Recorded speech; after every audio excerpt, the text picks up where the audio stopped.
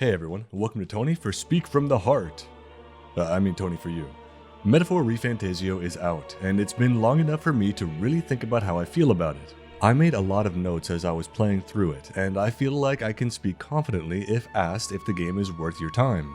Like any game, it isn't perfect, so I have a lot to say about all aspects of it. I'll keep this review as spoiler-free as I possibly can, so you can watch it without worrying about anything, other than revealing the party members you get and the first few dungeons.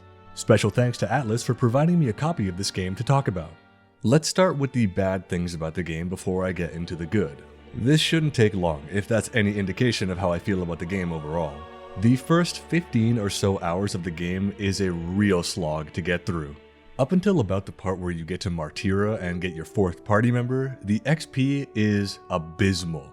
The enemies in the first few dungeons barely give you any archetype XP, leading to feeling pretty underpowered. This game, gameplay-wise, feels a lot like Shin Megami Tensei 5. That is to say, the enemies are quite the damage sponge, but it was okay in SMT5 because the MP economy was pretty good. That is to say, you could just spend a little bit of money and your characters would be fully restored. But this game has the calendar system, much like Persona, so if you want to leave the dungeon, time will pass. This is less than ideal, and since all the enemies are such damage sponges, you can't really get away with just using auto attacks to get through normal battles, so you have to dump your MP like crazy. And since for so long you only have 3 party members, you really don't have that much in terms of synthesis skills, which is 2 characters joining to do a massive attack in the beginning. This led to me running out of MP a lot, and basically forced into using the archetype that uses HP instead of MP, which is the Brawler, which was less than ideal because I was a mage this playthrough. To the game's credit, this does get fixed rather quickly, since, as I said before, it's really only a problem in the beginning, and once you get your 4th party member, it evens out and becomes a lot of fun. So think of this critique as just a warning. If you're not having that much fun in the beginning, stick with it. It does get better.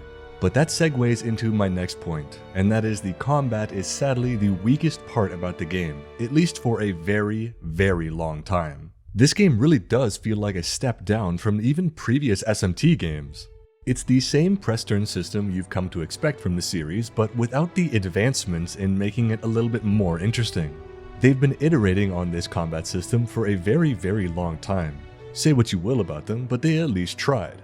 SMT4 and Apocalypse had the Smirk system, Strange Journey had the Demon Co-op, and Persona had a myriad of different things, like baton passes, all-out attacks, and characters' unique interactions. All Metaphor has really is the synthesis skill, which isn't even something completely new to the series. These are attacks or spells where 2 characters of different archetypes combine their press turn to do a special interaction, usually adding additional effects to already good skills, or just increasing the damage. The problem is, I basically never use these skills, and I know there are going to be some people that say it's the best thing since sliced bread, but I never use them. They really only start to get useful when there are synthesis skills that only cost 1 press turn. In the beginning, where you only have 3 party members, and even when you have 4, using 2 press turns is a pretty big deal, so the trade-off better be good. And usually it's, well, not. Doubling the press turns required to turn something from weak to medium damage or from single target to party-wide is not a good deal. So the combat isn't the best. It's a lot like Nocturne, but the enemies have 10 times more HP. If that's something you think you would enjoy, then that's fine. But like I said, sadly it feels like a step down from the previous games. Once you get a full party, the game really starts to pick up, but the party members you get later on are really difficult and cumbersome to use. You get your 4th party member pretty late into the game, all things considered, but you get your 5th and 6th pretty much back to back. Thankfully, when you shelve older party members, depending on how far you are in their companion quest, they get just the same amount of XP outside of battle as they do in. But that also kind of makes it a pain to use the new party members, since your old ones most likely have a few archetypes maxed, but the new characters don't come with any. And you can't really afford not to use them since, like I said before, you can only get XP for shelved party members after you finish their companion quest almost completely. So you better have fun using underpowered characters with little to no build variety until you grind an extreme amount of XP. Okay, that's enough about the gameplay. Let's talk about stuff I value a lot more: narrative, characters, and music. In this regard, I actually don't have that many bad things to say. Overall, I really like it. but there were a few small things that kept biting at the back of my mind while I was playing through it. Some characters' voice acting doesn't quite seem like it fits the character. One such example is Zorba, who is a half-blood necromancer that follows Luis, the major antagonist of the game, and is the first major dungeon boss. He has a very pale face with long flowing purple hair. He wears very little but a mesh rose thorn suit up the sides of his waist and down his sleeves. He is the classic evil necromancer archetype, and you'd expect him to have an equally eerie, breathy, ethereal voice. But actually, he has the exact same voice as Grius, a grizzled old mercenary turned army veteran. Not even close to similar in design or purpose in the narrative, and yet they have the exact same gruff Scottish accent. That really doesn't make sense at all.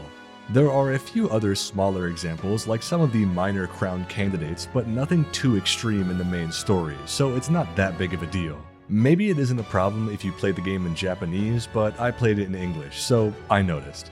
Of all the character designs in this game, most are very good. However, the one that stands out as by far the worst to me is the main character. I understand making him a shorter feminine man, as he is a much easier self-insert, embodying a few traits all people can identify with. But his uncanny resemblance to the protagonist of Persona 3 is a bit much, especially right after Persona 3 Reload released, so close to this game. Not to mention, I actually think Persona 3's protagonist is by far the weakest of all of the Persona games. And last critique of the narrative, and one I know sounds a bit cringe, is I really wish there were romance in this game. This game is meant to be a fusion of SMT and Persona, with a lot of the best aspects of both. And with that, the best part about the Persona games is in Metaphor, the social links. Getting to know these characters is a real treat, and there are some that many people are bound to gravitate to, let's just say. But you can't romance any of them. It feels really weird, right? In Persona, where you're a teenager, you can date your peers and even some of your teachers, which got the game in a little bit of hot water, but hey, whatever. But in Metaphor, where everyone is an adult of a fantasy race and the whole narrative of the game is breaking down racial prejudice and coming together to love each other, you can't date any of them. Seems like kind of a waste if you ask me. Finally, of the critiques, it's the music. It's just alright. It's really hit or miss. They tried to emulate Strange Journey, which is a soundtrack I really like, but they didn't quite hit the mark. Songs like the Academia track and a lot of the overworld towns are fantastic, but the songs of the chanting variety, which includes the main battle theme, are really grating. Peaks and valleys is how I would describe the soundtrack of this game. And that's enough of the critiques. Let's talk about what I love in this game, and I loved a whole lot.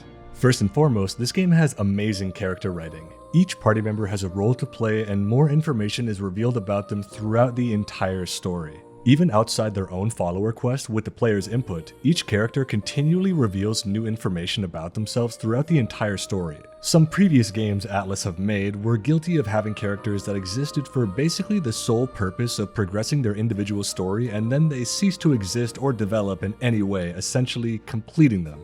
In Metaphor, the game is much more realistic in its portrayal of people as not just vessels for story or moral lessons, but individuals that say and do things naturally. Many of them even have ties to each other, making it much more believable as to how this merry band of misfits fight alongside each other than obviously sharing a common goal. Speaking of that common goal, the story picks up very rapidly after that slog in the beginning. It has a very serious tone with surprisingly heavy themes. There is no millennial writing to be found here, and with modern games coming out being absolutely full of it, I could not be happier to have a game that takes itself seriously for once. In fact, the game is quite the roller coaster, with plenty of times I felt genuine emotion throughout the runtime. I really came to care for these characters, their journey, and the sacrifices they made to achieve their goal. But I won't go too deep into that for fear of spoilers.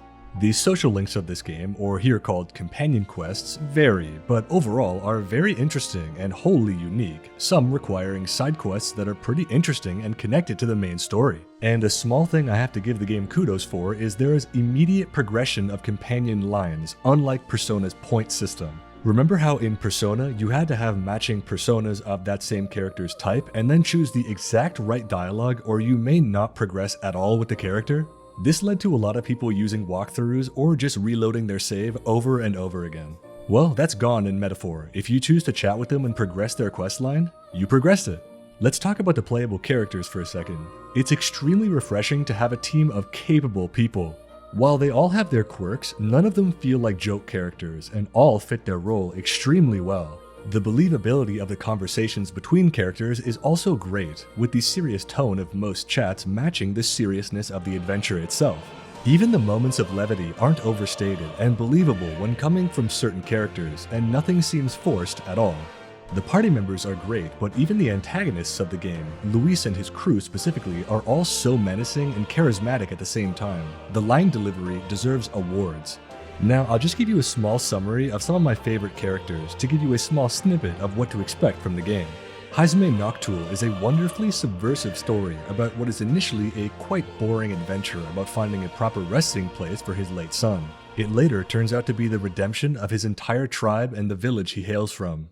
They have resigned themselves to poverty and not trusted by a single other tribe, but after losing absolutely everything, Hazume is just the man to set things right.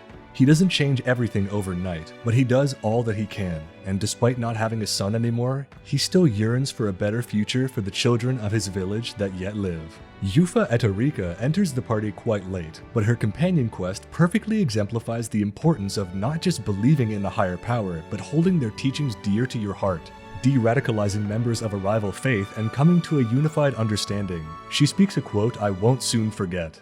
Before you fold your hands in prayer, stretch them out to the people around you. Cherish one another. Really powerful stuff, and a message many in life should hear.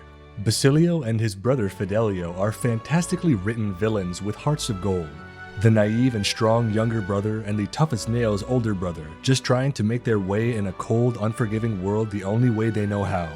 Violence. The brothers always stick by each other, and Basilio specifically is always singing the praises of his big brother. You really get the feeling they would risk life and limb for each other. They're all they have. The brothers really have some of the best dialogue in the entire game, despite the brevity of their conversations. I feel like I could make an entire video about how much I love them. Despite being villains, through the brothers' actions, they are believably redeemed in the eyes of you and the party after they're accompanying you to the Virga Islands. When Basilio himself enters the party, that whole scene was enough to almost bring my adult ass into tears. Metaphor will truly be a Game of the Year contender just for that. Play the game for that scene alone, if nothing else. I won't spoil the specifics if you haven't played the game yet or haven't gotten to that point, but it really solidified Basilio as my absolute favorite character in the entire game. Their accents are also wonderfully done and believably Irish bumpkin-esque. Always a pleasure to hear them chatting about killing other people for no reason. Plus, Basilio kind of sounds like Kuno from Disco Elysium, so I instantly fell in love with him.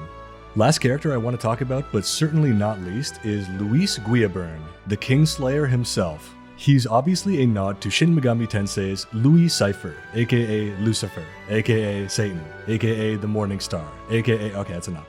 He's a man I absolutely love. I cannot stress this enough when I say every single scene he's in is filled with so much tension and fear, it's palpable. He is truly a menacing antagonist, and one which is always threatening, even when the party believes they have the upper hand. Each line he speaks steals the show, and it never feels like a word is wasted. Luis is brief, but never pulls his punches when he insults those he deems weaker, and even when the party was looking to trick him, I found myself almost swayed by his speeches, even though he is firmly in the chaos route of any SMT game. It really takes some skill to write a character this menacing and ever-present in the story. Even when he isn't there, he's always on the characters' minds. The verbal thrashings he gives to his enemies and even the world itself are the most memorable parts of the entire game. His plans are always methodical and thought out, and while some antagonists' I knew it all along speeches can seem contrived and forced, Luis is written so well in his actions with and without the party directly present, he really does seem like a hyper-intelligent candidate for world domination. I don't mind going on record saying Luis Guillaburn is quite possibly the best antagonist Atlus has ever written. Next, I want to lightly touch on something that struck a chord within me since the earliest trailers, the art style. While the characters, vistas, and exploration areas are all beautifully rendered, the one I really want to talk about is the inspiration of the human designs. Almost every single human design can be traced back to an old painter known as Hieronymus Bosch. Born in 1450, he was a Dutch painter and became world-renowned for his odd depictions of hell. And if you've watched a lot of Tony For You before, you might have noticed I used his paintings a lot as visual aids. Some direct human to Bosch parallels are the painting Hey Wayne and the human Homo Theos, the painting The Garden of Earthly Delights and the human Homo Avidas, the painting The Temptation of Saint Anthony and the human Homo Oppo, and many, many more. In fact, if you want a fun scavenger hunt game to play at home, go open up the Hieronymus Bosch paintings list and just try and find as many humans as you can. I've known about this painter for a very, very long time. In fact, when I was a teenager, I asked for his complete works in a book as a Christmas gift. So when I found the artists of Metaphor were drawing heavy inspiration from his works, I couldn't help but be ecstatic. They're all beautifully done 3D models of the strange beasts in Hieronymus Bosch's paintings, and even the ones I couldn't find directly tied to his works fit his style almost perfectly. Other than the humans, the other most important part of the game is the archetypes. The iconography of the archetypes is beautifully done, with archetypes being a large aspect of Jungian psychology, and a theme consistently shown throughout Shin Megami Tensei and Persona, with Metaphor going even further in it. Archetypes take the role of personas in this game, and they go back to everyone in the party being able to transition between them instead of just the leader, much like the first two Persona games. The awakenings are beautifully done in this game. Instead of ripping off a mask to awaken to a persona, the character rips out their own heart and lays it bare for the world to see, using the organ as a microphone to scream your convictions and fully embody the archetype of heroes past. While the archetypes themselves aren't as deep in lore and mythology as the personas or demons were in the previous games, the emphasis on individual character development more than makes up for it. Each character has an archetype that fits well, and thematically, the party being able to switch between aspects of each ancient archetype makes sense, as no one person fully embodies one idea, but many. The characters of stories are mere accounts of an individual, and the actual person is deep and complex, conveying themselves as much more than one theme. Much the same way, the characters can swap between the aspects they wish to embody at any given time, and with enough maturing in their own personal journey by way of advancing their follower quests, they can awaken to their true self. In fact, I plan to make an entire dedicated video to archetypes themselves. I touched on it a little bit in my Philemon video, but I want to go even deeper. That's just how much this seemingly small addition to the game adds to the deeper meaning behind everything. And it's the little things I appreciate the most. Well, that pretty much covers my thoughts on the game, spoiler-free, relatively. I plan to make more videos about the game in the future, so tune in for that. If you couldn't already tell, I absolutely adore this game and hope you all pick it up. Let me know if you decide to pick it up, or your thoughts on the game if you played it already in the comments down below. And while you're down there, leave a like and subscribe if you haven't already. Special thanks to ZZZ, Andre Vinicius da Silva Valens, Arctic Mirror, Kalos, Kerhos, Gem Morales, Just a Middleman, Masker2196, Matt M, Not Catchy, Patty123, Paul Torrio, The Digital Dutchman, VideoGamer75, Zeba Neba, and many more for supporting the channel on Patreon. If you'd like to support, check the link in the description below. Thanks for watching this spoiler-free Metaphor Refantazio review, and I'll see you in the next Tony For You. Have a good one.